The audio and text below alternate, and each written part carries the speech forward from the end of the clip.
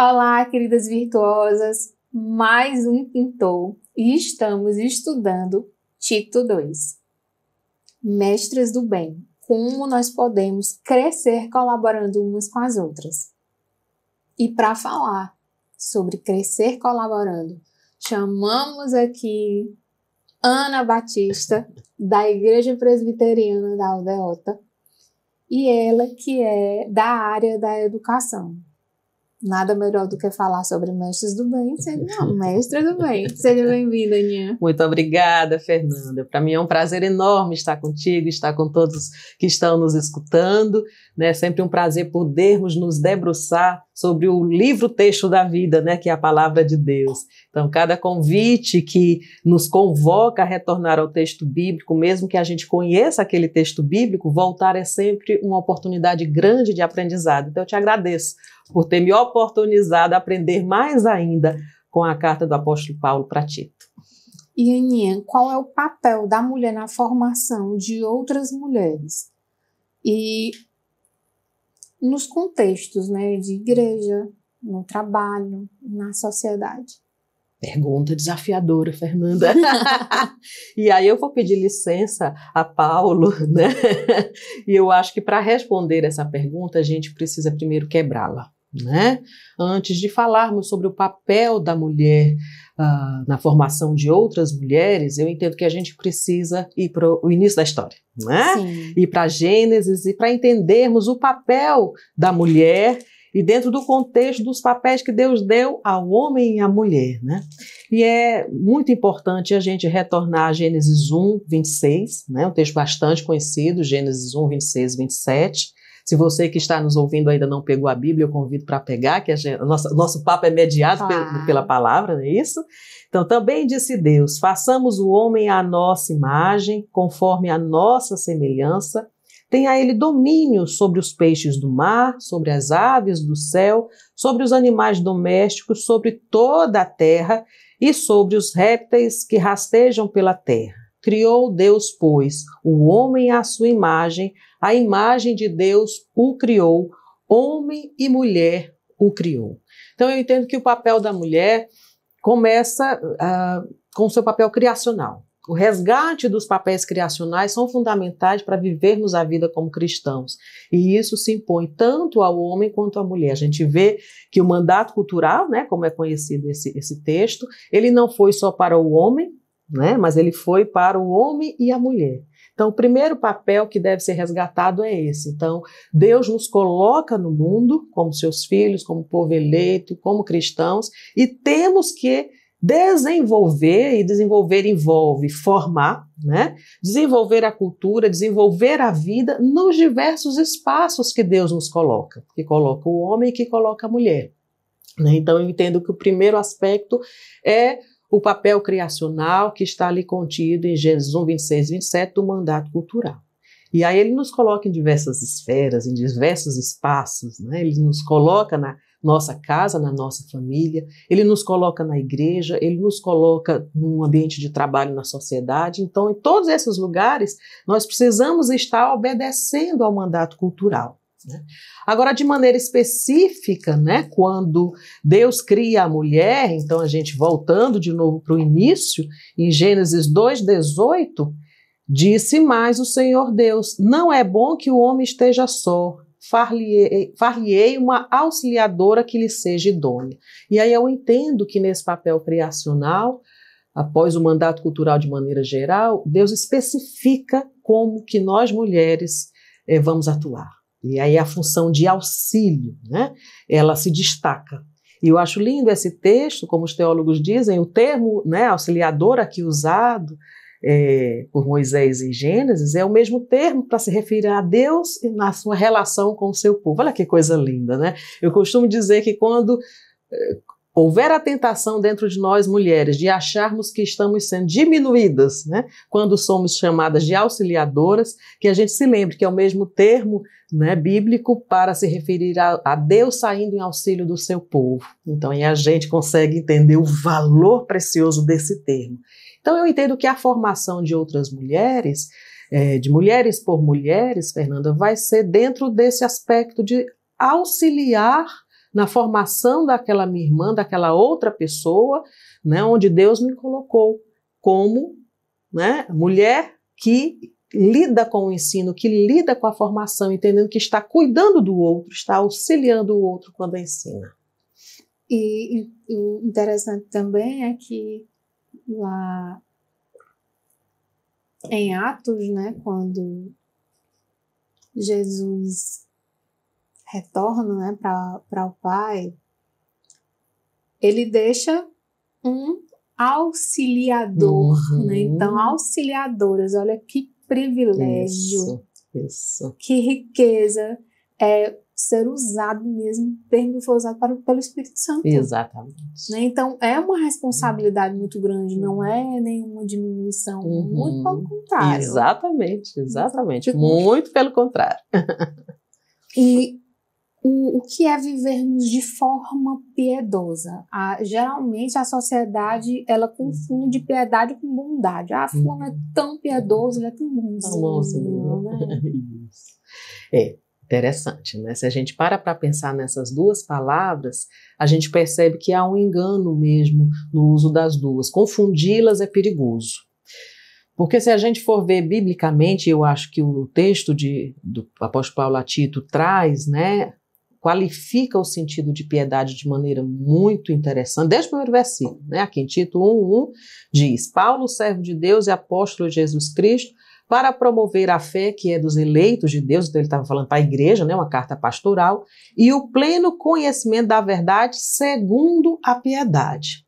Então, já destaca aí que não é qualquer conhecimento, e que mesmo o conhecimento da verdade de Deus, a revelação de Deus, ele acontece de maneira efetiva quando a piedade está presente. E se a gente confunde piedade com bondade, é como se a gente estivesse dizendo, olha, a bondade eu estou expressando aqui com o meu igual, né, no plano horizontal, digamos assim. Mas a piedade, ela é no sentido contrário, ela é no sentido vertical. E eu costumo pensar que a gente só vai conseguir ser efetivamente bondoso, a bondade verdadeira, a bondade bíblica, que inclusive Paulo usa esse termo bondade aqui quando se fala das mulheres em Tito 2, que é o nosso texto base. Essa bondade ela só vai ser verdadeira se ela fluir dessa vida piedosa, né? Dessa vida de piedade que é em relação ao nosso Deus. Um dos nossos mestres, né, da Igreja Presbiteriana, o reverendo Ernest Maia, ele tem um texto, se eu não me engano o título é Teologia e Piedade, muito bonito, né, porque exatamente ele faz toda a relação. A vida de piedade depende de um conhecimento, né, desse conhecimento verdadeiro, esse conhecimento pleno da pessoa de Deus. E aí vai dizer que a piedade, o conhecimento anda junto com a piedade, e o que é que ela é? A piedade é aquela característica da nossa relação correta com Deus, e essa relação correta com Deus se reveste de temor, devoção, reverência e obediência. Então ele traz esses 4 elementos. Uma vida piedosa é uma vida que está numa relação correta para com o seu Criador, com o seu Deus, e envolve o quê? Temer a Deus, referenciar a Deus, ser devoto a Deus e obedecer a Deus. Então eu entendo que a vida em santidade, a vida em piedade, essa vida centrada em Deus que vai se manifestar, por exemplo, em atos de bondade. Né? A bondade vai ser um resultado disso. Então a piedade numa perspectiva vertical vai se desdobrar em atos de bondade também na vida horizontal. Então não há a possibilidade de biblicamente invertermos essas direções, né? E eu entendo também, Fernanda, que a piedade ela está muito ligada à santidade. Né? O nosso falecido pastor reverendo Ed Newton, um dos meus formadores, um dos meus professores, um amigo do bem, como é uma expressão que Paulo usava aqui para falar dos presbíteros, né, no capítulo 1 de Tito, ele dizia que tem 3 S's muito importantes na vida do Filho de Deus, né? E os 2 últimos S dependem do primeiro. Então ele dizia: salvo, santo, servo.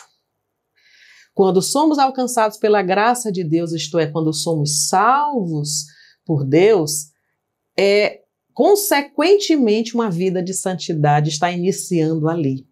Mas muitas vezes, na perspectiva de outras religiões e até de outras vertentes do cristianismo, isso é trocado de lugar, né?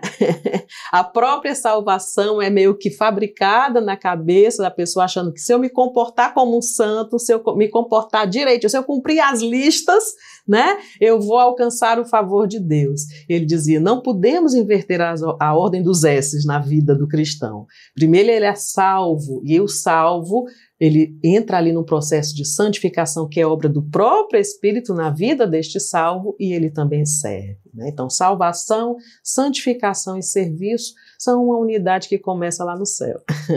Anota, gente, anota. Ser uma mestra do bem dentro da igreja, no nosso contexto de igreja presbiteriana. Na nossa igreja presbiteriana não há pastoras, né? Isso.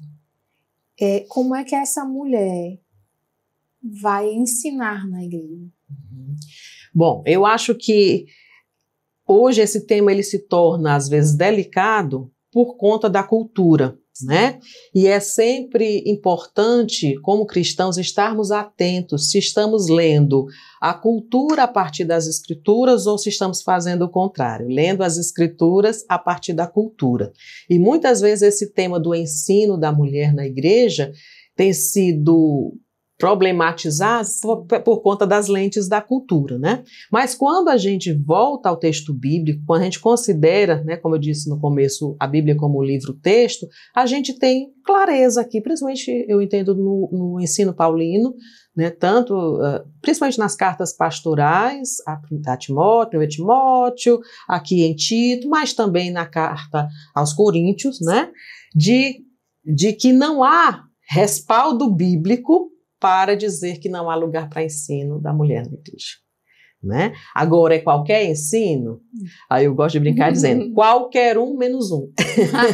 Qualquer um menos um. Então, esses 3 textos que eu citei, né, essas 3 cartas, Paulo deixa muito claro um tipo especial de ensino que está restrito à figura masculina e não de qualquer homem, mas daqueles a quem Deus chamou para o pastorado, o presbiterato, né? Então a gente vê, por exemplo, a gente não chega em Tito 2 sem passar por Tito 1, que é onde o apóstolo vai dizer a necessidade, né, dos bispos, dos presbíteros, inclusive para combater o falso ensino que estava permeando ali, que estava cercando as igrejas da ilha de Creta.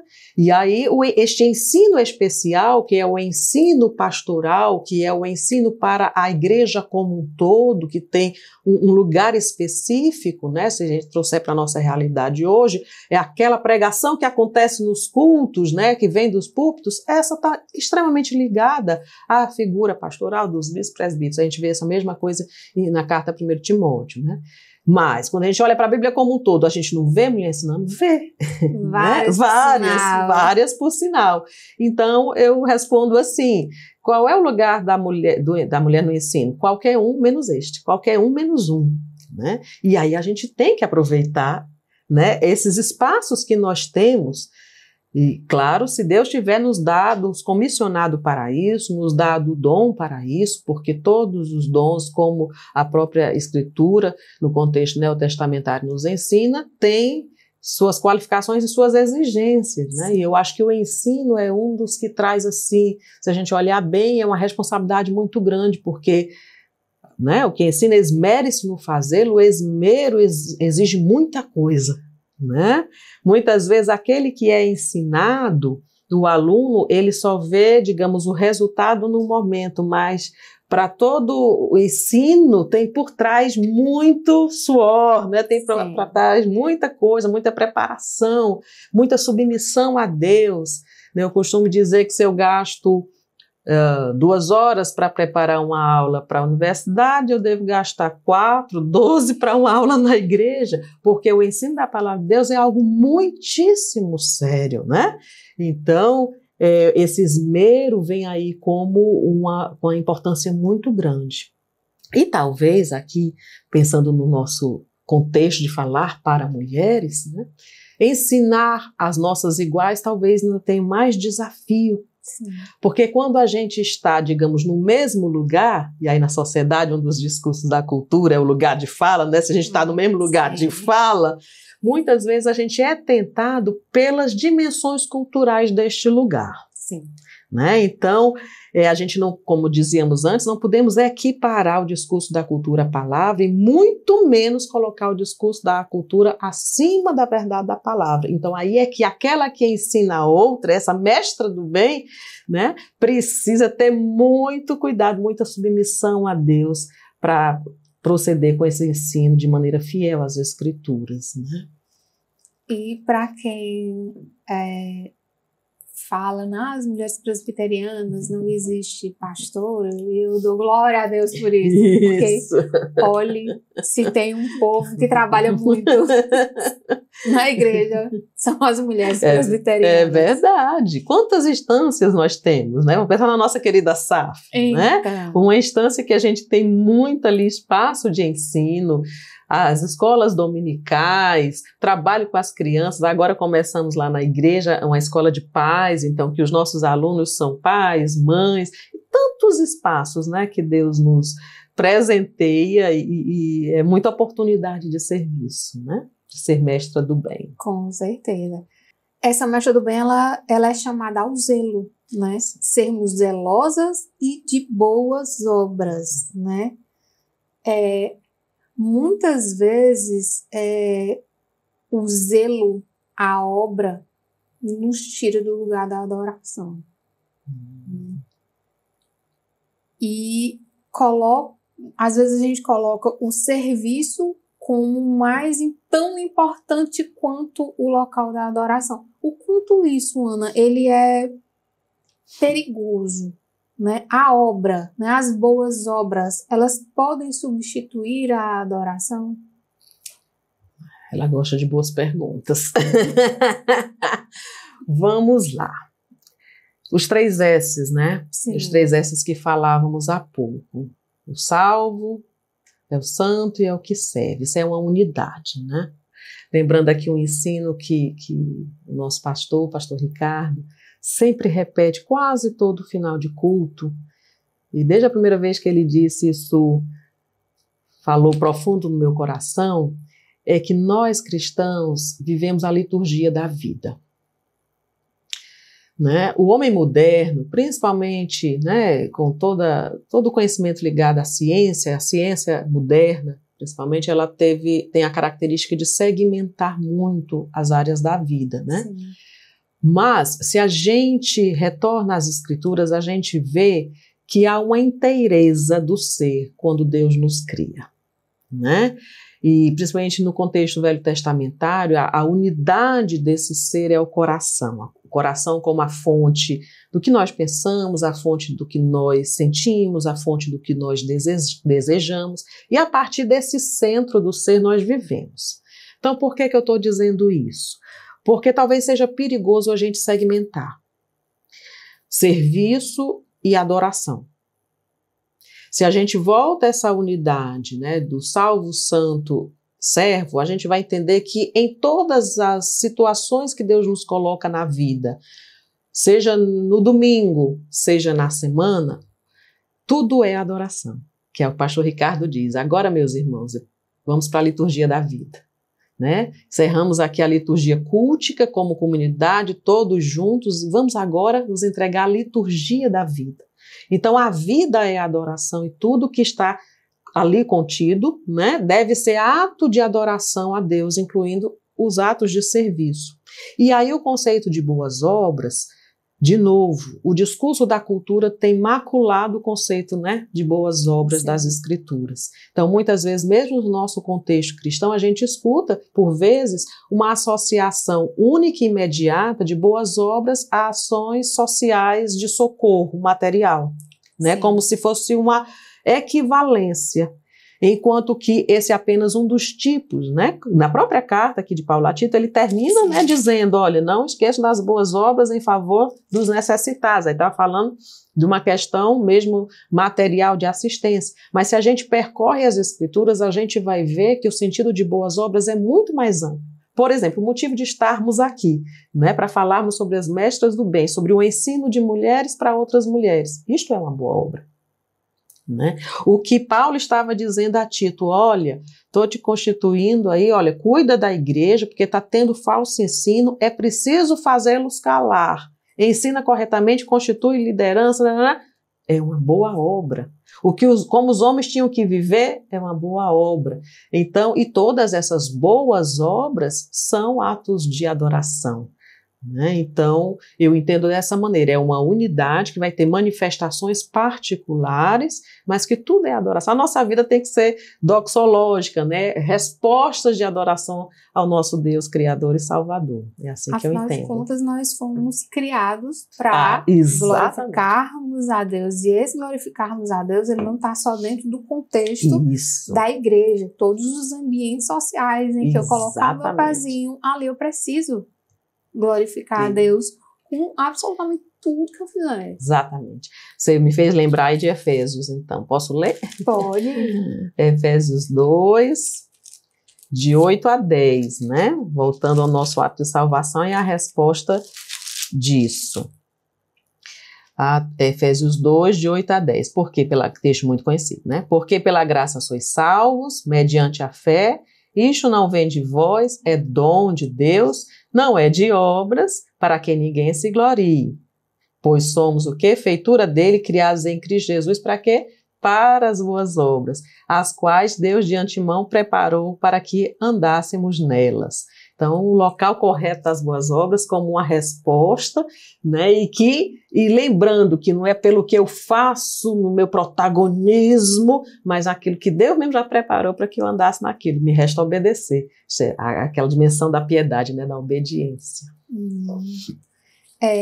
E assim, num contexto em que a informação, inclusive a palavra de Deus hoje, a gente tem físico, tem áudio.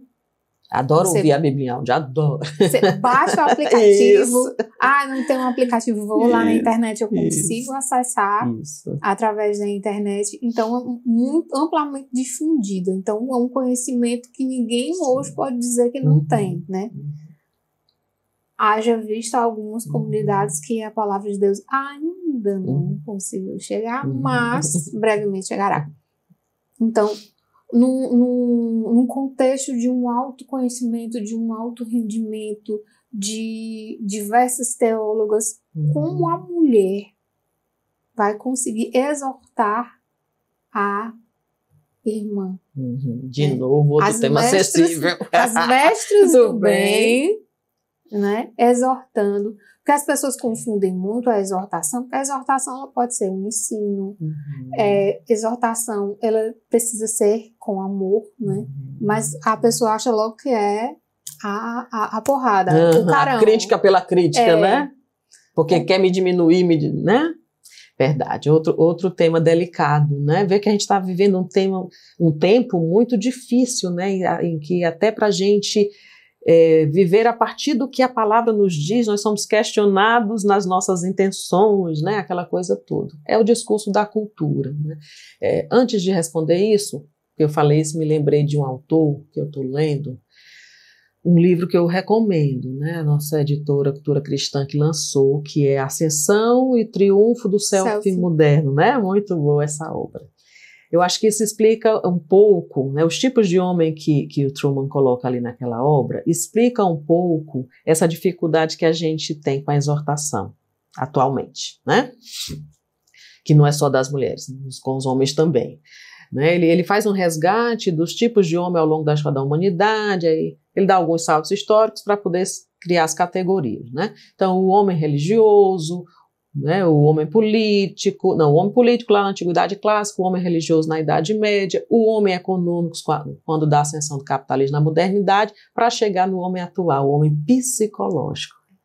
Esse homem psicológico, eu digo, não é o Truman que diz isso, sou eu que digo, é o homem que só olha para o umbigo. Né?